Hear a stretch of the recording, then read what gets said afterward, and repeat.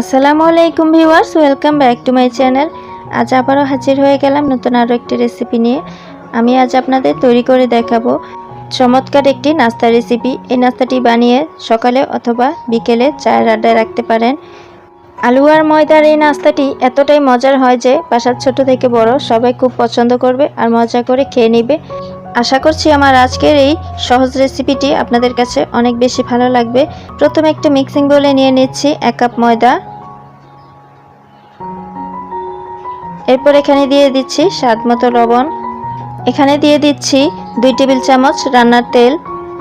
এখন তেল ময়দার সঙ্গে ডলে ডলে তারপরে মিশিয়ে নিব। এখন দিয়ে দিচ্ছি হাফ চা চামচ কালো জিরা। কালো জিরাটা দিয়ে আবারও আমি ভালোভাবে ডলে ডলে ঘষে ঘষে ময়দার সঙ্গে তেলটাকে মিশিয়ে নিব। তেলটা কিন্তু ময়দার সঙ্গে ভালোভাবে মিশিয়ে নেওয়া হয়ে গেছে, দেখেই বুঝতে পারছেন হাতে কিন্তু দলা পেকে যাচ্ছে।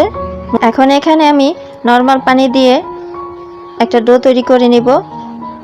একেবারে পানি দিতে যাবেন না, এতে করে ডোটা অনেক পাতলা হয়ে যাবে। তো মধ্যে মধ্যে কিন্তু ডোটা আমার তৈরি করে নেওয়া হয়ে গেছে, দেখেই বুঝতে পারছেন ডোটা কতটা সফট আছে। এখন এটাকে একটা সাইডে রেখে দিচ্ছি। এখানে আমি 3টা মিডিয়াম সাইজের আলু সেদ্ধ করে নিয়েছি। এখন এই গ্রেটারের যে ছোট ছিদ্রটা আছে সেটা দিয়ে আমি এই আলুগুলোকে গ্রেট করে নিব।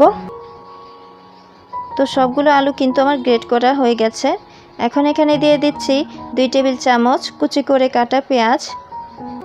একেবারে আমি মিহি করে কুচি করে নিয়েছি। এখন দিয়ে দিচ্ছি 2 টেবিল চামচ ধনিয়া পাতা কুচি। এরপর এখানে আমি একটা প্লেটের মধ্যে সব ধরনের মশলা নিয়েছি। এখানে নিয়েছি চাট মশলা, ভাজা জিরার গুঁড়া, চিলি ফ্লেক্স, তারপরে এখানে নিয়েছি গরম মশলার গুঁড়া। সব মশলা আমি এখানে 1 চা চামচ করে নিয়েছি। এরপর এখানে দিয়ে দিচ্ছি 2-3টা কাঁচামরিচ কুচি, স্বাদ মতো দিয়ে দিচ্ছি লবণ। সব কিছু দেওয়ার পরে এখন আমি হাত দিয়ে মেখে নিব সব কিছু একসঙ্গে। আলুর পুরটা কিন্তু তৈরি হয়ে গেছে। এখন আমি হাতটা পরিষ্কার করে নিয়েছি। এখান থেকে কিছুটা আলুর পুর আমি হাতে নিয়ে নিলাম, গোল করে শেপ দিয়ে দিচ্ছি।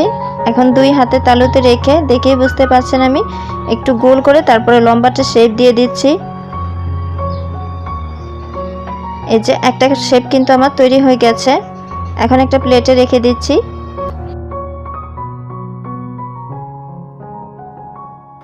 এখন এখানে আমি 1 টেবিল চামচ ময়দা নিয়েছি একটা বাটিতে। একটু পানি দিয়ে তারপরে চামচ দিয়ে নেড়ে চেড়ে পাতলা একটা ব্যাটার তৈরি করে নিব। ব্যাটারটা তৈরি হয়ে গেছে। বোর্ডের মধ্যে কিছুটা ময়দা ছিটিয়ে নিলাম। এখন ডোটাকে আমি বোর্ডের উপরে রেখে দিলাম।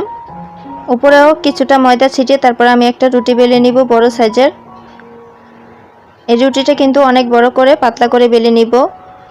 এখন একটা কাটার দিয়ে সাইডের যে আঁকা পাকা অংশগুলো আছে সেগুলোকে কেটে নিব। 4 কোণা করে আমি কেটে নিয়েছি। এখন সাইডের যে আঁকা পাকা অংশগুলো আছে সেগুলোকে উঠিয়ে নিলাম, একটা সাইডে রেখে দিয়েছি। এখন আমি যে পুরটা তৈরি করে রেখেছিলাম গোল শেপ দিয়ে, লম্বা শেপ দিয়ে, সেটা এখন রুটির উপরে দিয়ে দিচ্ছি। দিয়ে তারপরে কাটার দিয়ে কেটে নিচ্ছি। দেখে নিশ্চয়ই আপনারা বুঝতে পারছেন কিভাবে আমি কাজটি করছি। এভাবে ঘুরিয়ে ঘুরিয়ে রোল করে নিব। এই রোলটা বানানো কিন্তু একদমই সহজ। দেখে বুঝতে পারছেন কিভাবে আমি রোলটাকে পেঁচিয়ে পেঁচিয়ে রোল করে নিচ্ছি। একইভাবে কিন্তু সবগুলো আমি এভাবে রোল করে নিব। সবগুলো রোল করা কিন্তু আমার হয়ে গেছে। আমি আগে থেকে যে ব্যাটারটা তৈরি করে রেখেছিলাম সেই ব্যাটারটা একটা সাইডে লাগিয়ে দিচ্ছি। এই ব্যাটারটা কিন্তু অনেকটাই আঠার কাজ করবে। হাত দিয়ে একটু ছড়িয়ে দিচ্ছি রোলের মধ্যে, তারপরে রোলটাকে আবারও পেঁচিয়ে নিলাম। তো একটা রোল কিন্তু আমার তৈরি করা হয়ে গেছে। একটু চাপ দিয়ে লাগিয়ে দিলে কিন্তু রোলটা পুরোপুরি তৈরি।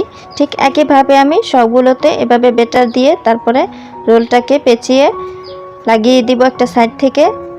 চেপে চেপে লাগিয়ে দিয়েছি। তো এখানে কিন্তু আমার সবগুলো রোল তৈরি করা হয়ে গেছে। এখন চলে যাব এগুলোকে ভাজার জন্য। চুলায় আগে থেকেই পরিমাণ মতো তেল গরম বসিয়ে দিয়েছি। আর তেলটা যখন হালকা গরম হয়ে যাবে তখন একটা একটা করে রোল আমি গরম তেলের মধ্যে ছেড়ে দিব। একটা সাইড কিন্তু হয়ে গেছে।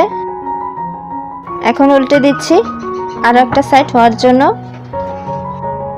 এইভাবে আমি রোলগুলোকে উল্টে পাল্টে গোল্ডেন ব্রাউন কালার করে ভেজে নিব, মুচমুচে করে ভেজে নিব। যতক্ষণ পর্যন্ত এই রোলের মধ্যে সুন্দর একটা কালার না আসে ততক্ষণ পর্যন্ত এই রোলগুলোকে উল্টে পাল্টে ভেজে নিতে হবে।